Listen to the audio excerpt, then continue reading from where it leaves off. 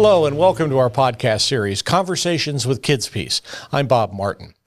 The KidsPeace training program, Clinical Cafes, earlier this year did a session on a subject that really caught our attention in terms of the name, symbolic annihilation.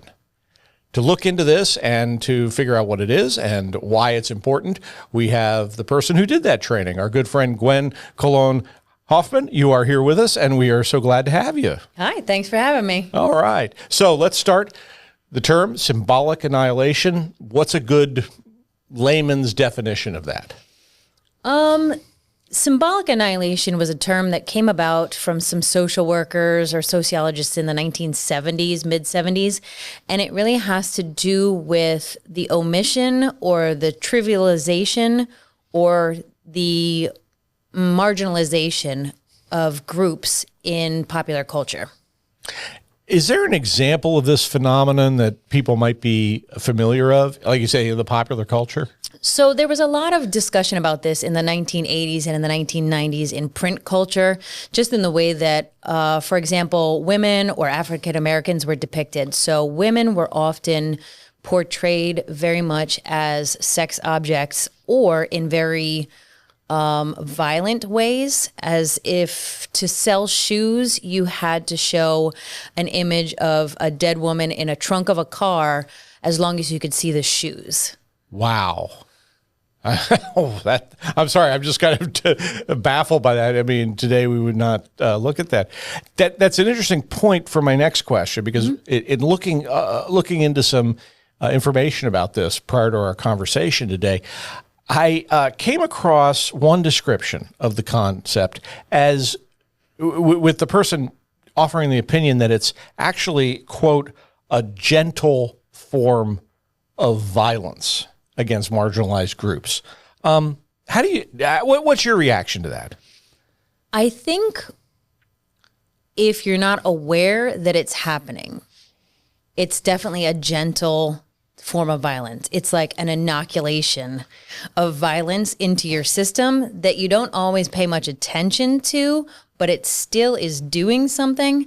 I think once you become aware, you realize it's not as gentle as it may seem. Right. It's you might say, oh, well, that's just an oversight or something. And it's like, no, not really. There's something behind that.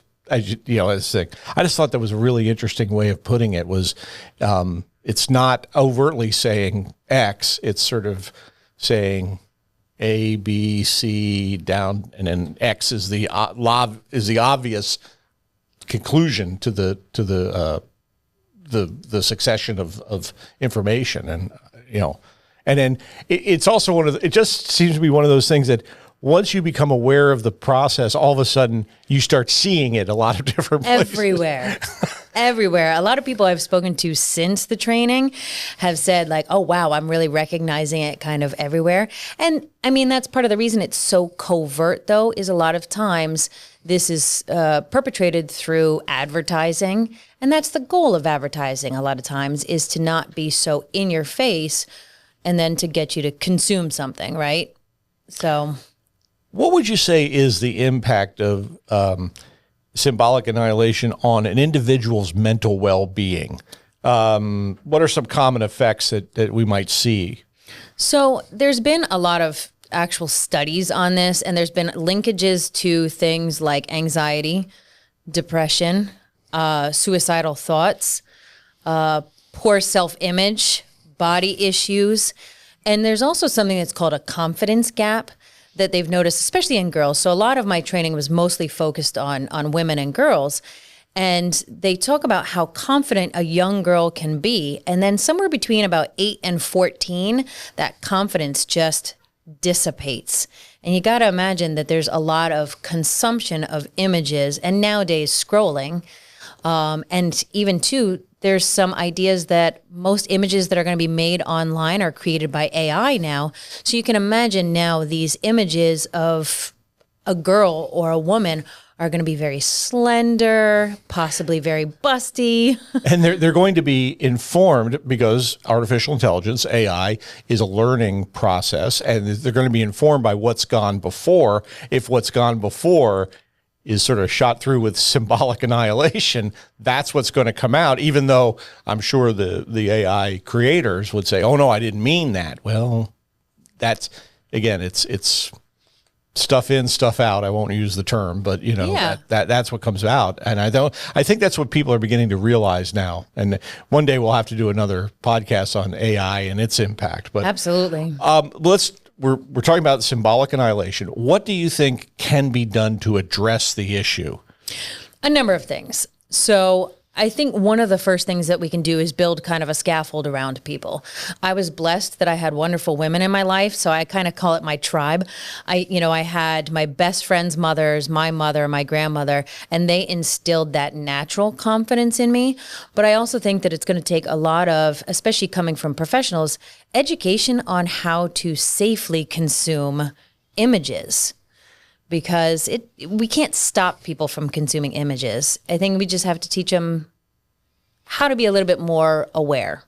It really is, as with so many different things, becoming an informed consumer. Absolutely. And that goes to hamburgers as well as it goes to the images that are coming into your brain. Absolutely. You had discussed this issue, I mentioned in our intro earlier this year in one of KidsPeace's clinical cafe sessions. Can you just give us a brief explanation of that program and what's its purpose and what people are getting out of it? I'd love to. So we try to offer a clinical cafe roughly once a month, and we often do it via a virtual platform. Maybe once a year it's live, and we try to offer continuing education credits for social workers, Act 48 credits for our educators, and it's just offering different content out to the communities. So it's on anything. It doesn't have to be just on social work topics. It could be a number of things. It's one of, I think, the hidden jewels we have in terms of our efforts to showcase KidsPeace expertise so as to broaden the impact of that expertise beyond just simply being in one of our programs and being, I said just in one of our programs. That's not what I meant. But if you're in one of our programs, there's a limited number of people that are experiencing that, but a lot more people can benefit from the expertise that you're providing. Absolutely. Parents and community members too. We want to see you because we know that there's only so much information we can send you home with once you've come in contact with our services. We want to give you resources, hopefully before you need them. Right. And we'll put on some information about how to get more information and get on the mailing list for the clinical cafes. Absolutely. On our page there. Gwen, we ask each of our guests to conclude our conversations with a life hack. This is a familiar saying, piece of wisdom. Maybe it's something that this is how to do something around the house a little bit better, whatever. But what's your life hack for us today? I'm going to give you a twofold answer. All right. So my life hack would be spend more time with real people around you, because I think that there's nothing that can replace true connections. And oddly enough, I happen to write down a couple of quotes, and so I'll try to pick one that suits the best. So Helen Keller said that the inferiority of women was man-made. And I think that speaks very much so to how this whole idea of symbolic annihilation was just really created. Yeah, that's a great quote. Thank you for that. You look nervous about it, but I think you hit a home run with that one. I'm also a big fan of Helen Keller because I think that that's another person that a lot of her history was omitted, and so people really don't truly know about her. So it's true, and that's one of the things. We won't go into it here, but if you can look at some of the more recent biographies of Helen Keller, you get a much more interesting view of someone who obviously overcame enormous barriers in her young life, but what she did as an adult is really quite fascinating. We'll leave that as a cliffhanger. Absolutely. Gwen Colon-Hofmann is clinical training manager for KidsPeace and operates a lot of our clinical cafes. Thank you for being with us. Thanks for having me. All right. And thank you for being with us as well. We look forward to having you join us again for more conversations with KidsPeace. And until then, take care.